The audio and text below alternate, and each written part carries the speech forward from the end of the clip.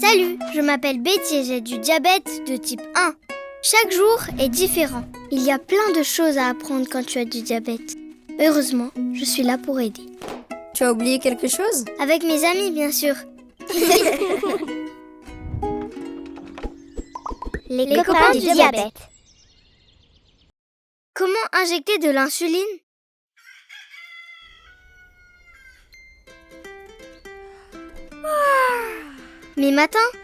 Mes matinées sont presque comme celles de la plupart de mes amis. Sauf que... Regardez! Le plus incroyable, vraiment spectaculaire, tout à fait extraordinaire, tout simplement stupéfiant, absolument sensationnel! T'as bientôt fini? Cody! La seringue! Tada!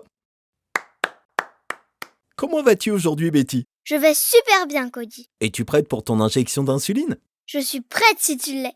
Mon corps ne fabrique pas d'insuline, donc je dois me l'injecter. C'est parti! Du calme, Cody. Selon le type d'insuline que tu utilises, tu dois peut-être attendre jusqu'à 20 ou 30 minutes avant de pouvoir manger. Alors, avant de prendre ton insuline, pense à tes horaires de repas. Ok, maintenant je suis prête. Voilà les différentes étapes pour s'injecter de l'insuline. Première étape, assure-toi d'être propre. D'abord, je me lave les mains avec du savon. Si ma peau est sale où je vais m'injecter, je prends une douche. Je nettoie avec du savon et de l'eau ou je l'essuie avec de l'alcool. Deuxième étape, prépare ton matériel. Ensuite, je prépare mon matériel pour que tout soit prêt avant de commencer. Troisième étape, prépare l'injection. D'abord, je prends l'insuline. J'utilise le type d'insuline un peu laiteuse. Alors, je dois me rappeler de la rouler 15 à 20 fois entre mes mains. Assure-toi que l'embout du flacon est propre. Je prends ensuite la seringue à deux mains et je tire sur le piston vers l'arrière pour qu'elle se remplisse d'air. Ça chatouille! Ok, maintenant il est temps de m'assurer de pousser l'air dans le flacon. Assure-toi que l'aiguille est sous le niveau du liquide et ensuite aspire l'insuline dans la seringue, comme ça.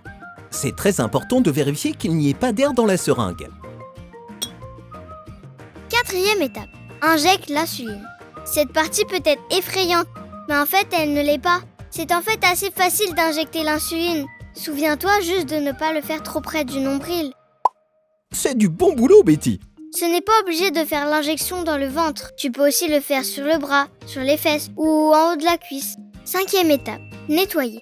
Après l'injection, je mets la seringue dans un bocal et je rends le bocal à la clinique dès qu'il est plein.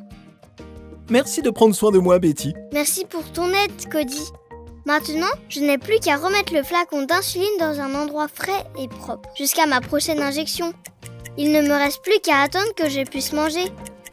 Si je suis bien toutes ces étapes et que j'utilise mon insuline correctement, je me sens heureuse et en bonne santé.